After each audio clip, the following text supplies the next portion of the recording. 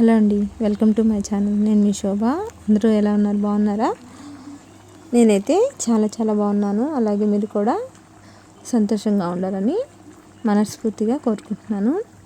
ఈరోజైతే మన ఛానల్లో నెల్లూరు చేపల పులుసు సింపుల్గా ఈజీగా ఎలా తయారు చేయాలో చూసేద్దామండి. చూడండి ఎంత బాగా కర్రీ అయితే ఎంత బాగా గ్రేవీగా వచ్చిందో, ఎలా ఉడుకుతుందో చూస్తుంటే చాలా టెంప్టింగ్గా ఉంది కదా. ఇది వచ్చి జన అండి, అదేనండి చేపగుడ్డు. అది వేసి మధ్యలో అయితే అలా ఉంచేసాను.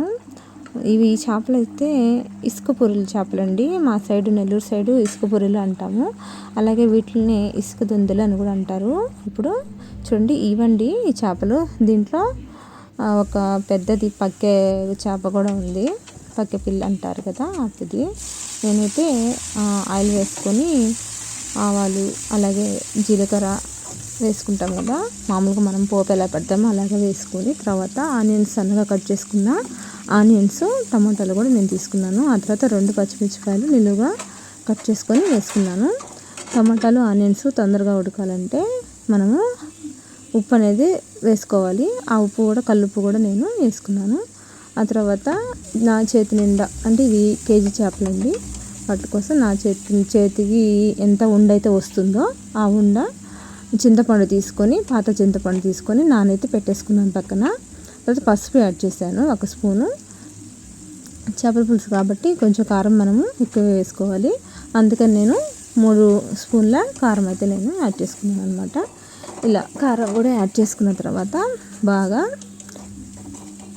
టమాటా ముక్కలు ఆనియన్స్ అవంతా బాగా ఉడికే విధంగా మనం ఈ టమాటాలని బాగా అది నలుపుకోవాలన్నమాట. అంటే స్మాష్ చేసుకోవాలి. అది గంటతోనే నేను అలాగే చేస్తున్నాను. అప్పుడే మనకి గ్రేవీ అనేది బాగా కలిసి వస్తుంది, టమాటాలు లేకుండా ఇలా చేస్తున్నాను.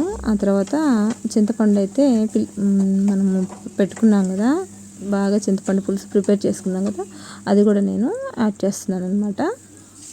చూడండి యాడ్ అయితే చేసేసాను.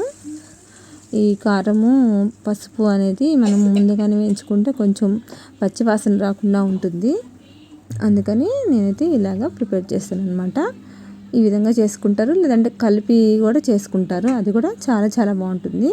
ఇప్పుడు మనము చింతపండు పులుసు అంతా యాడ్ చేసుకున్న తర్వాత ఉప్పు కూడా మనము మధ్యలో చూసుకోవాలన్నమాట. అంటే పులుపు కారము ఉప్పు అవన్నీ కరెక్ట్గా సరిపోయలేదో చూసుకోవాలి. ఇదండి చింతపండు అంతా ఈ విధంగా నీట్గా ఆ గుజ్జు అనేది అంతా వచ్చేలాగా, ఇలా చింతపండు తెల్లగా వచ్చే విధంగా నీట్గా అది చింతపండు పులుసు అనేది ప్రిపేర్ చేసుకోవాలి. తర్వాత ఇప్పుడు ఫైనల్గా మనము ఉప్పు కారం అవన్నీ సరిపోయలేదని చూసుకోవాలి. తర్వాత నేను కరివేపాకు అయితే మధ్యలో నేను యాడ్ చేశాను. ఇప్పుడు కొంచెంసేపు మూత పెట్టి పులుసు అనేది మనము ఉడికించుకోవాలి. తర్వాత పులుసు ఉడికిందా లేదా అని మధ్యలో చూసుకున్న తర్వాత చూడండి బాగా అయితే పులుసు అయితే ఉడికిపోయింది. ఇప్పుడు మనము చేపలు తీసుకొని ఒక్కొక్కటిగా దీంట్లో మనము వేసేద్దాము. చూడండి ఇవి ఇసుక పురులు అండి, అదేనండి ఇసుక దొందలని కూడా అంటారు. చూడండి ఎంత బాగున్నాయి. ఇవి చాలా టేస్టీగా ఉంటాయి. అలాగే ముళ్ళు కూడా ఎక్కువ ఉండదు, సింగిల్ ముళ్ళే ఉంటుంది అనమాట. అందుకని చాలా బాగుంటాయి. అందులోనూ పులుసులో వేస్తే చేప కూడా చాలా బాగా గట్టి పడుతుంది. ఈ చేప వచ్చి కోలాస్ చేప. ఈ చేప కూడా చాలా టేస్టీగా ఉంటుంది అనమాట. అలాగే ఒక పెద్దది పక్కెలు ఉంటాయి కదా, అవి కొంచెం పెద్ద పక్క అనమాట ఒక చేప. అన్నీ కూడా మా చేపలాన్ని తెచ్చినప్పుడు అవి కూడా వేసేయమన్నాను. ఇలా అన్నీ కలగలుపుకొని పులుసు అయితే చేశాను అనమాట. అన్నీ అంటే ఏం లేదు, ఇవి మనకి ఇసుక పురులే ఎక్కువ ఉన్నాయి కాబట్టి ఇసుక పురులు పులుసు అనుకోవచ్చు. చూడండి పులుసు అయితే బాగా ఉడుకుతూ ఉంది. అలాగే చేప కూడా ఉడికిపోయింది అనమాట. చేపల కూర ఉడకడానికి పెద్ద సమయమే ఉండదు, తొందరగా అయితే ఉడికిపోతుంది. ఒక 10 మినిట్స్లో మనకి చేపలు అనేది ఉడికిపోతాయి. కాబట్టి వాటర్ ఎక్కువ పోసుకోకుండా కరెక్ట్గా చేపలు మునిగేంత వరకు పోసుకుంటే మనకి సరిపోతుంది. నేను 1 స్పూను మెంతులు ఆవాలు పౌడర్ కూడా వేసుకున్నాను అనమాట. కొంచెం ఎక్కువ వేసుకోకూడదు, ఒక చిన్న 1/2 టేబుల్ స్పూన్ వేసుకుంటే సరిపోతుంది. అది వేసుకుంటే మంచి స్మెల్ అయితే వస్తుందన్నమాట. అలాగే చేపల కూర కూడా మంచి టేస్టీగా ఉంటుంది. నేను కొత్తిమీర కూడా ముందుగా కడుక్కొని కట్ చేసుకుని యాడ్ చేసుకున్నాను. ఇప్పుడు లాస్ట్లో వేసింది వచ్చి జన అనమాట. అది వేసిన తర్వాత మనము కూరని కదపకూడదు, కదిపితే అది గ్రేవీ అంతా పట్టేస్తుంది. కాబట్టి వేసిన తర్వాత నేను అలాగే ఉంచేసాను. చూడండి మిడిల్ వరకు అది ఉడుకుతుందనమాట.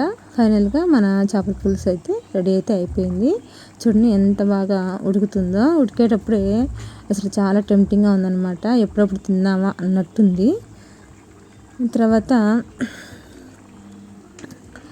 అంతేనండి, ఇంకా కొత్తిమీర కరివేపాకు అవన్నీ వేసేసుకున్నాం కదా, దించేసుకొని సర్వ్ చేసుకోవడమే.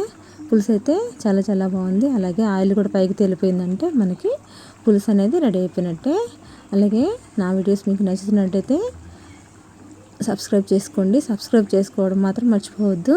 మీ సపోర్ట్ ఉంటే మరిన్ని వీడియోస్తో మీ ముందుకైతే వచ్చేస్తాను. ఇప్పుడు ఫైనల్గా మనకి చేపల పులుసు అనేది రెడీ అయిపోయింది. ఇప్పుడు సర్వ్ చేసుకొని టేస్ట్ అయితే చూసేద్దాము. చూడండి ఎంత బాగా, అసలు ఎప్పుడప్పుడు తిన్నామా అన్నంత ఉందన్నమాట. రైస్ అయితే వేసేసుకున్నాను. అలాగే ఇప్పుడు కర్రీ కూడా వేసుకుంటున్నాను. ఇప్పుడు ఇసుక పుల్లలు అనేవి చాలా టేస్టీగా ఉంటాయండి. మీరు కూడా తప్పకుండా ట్రై చేసి ఎలా వచ్చిందో చెప్పండి. అలాగే మామిడికాయ లేకపోయినా కానీ మనం చేసుకోవచ్చు. చాలా చాలా బాగుంటుంది. కొంతమంది మామిడికాయ ఇష్టపడతారు, మామిడికాయ ఇష్టపడరు కొంతమంది. అలాంటి వాళ్ళ కోసం ఇలా సింపుల్గా మనం చింతపండు పులుసుతోటి చేపల పులుసు అనేది తయారు చేసుకోవచ్చు. అలాగే ఇసుక పుల్లలతోటి చింతాకు పొడి వేసి ఇగురు కూడా పెడతారు. అది కూడా చాలా చాలా బాగుంటుంది.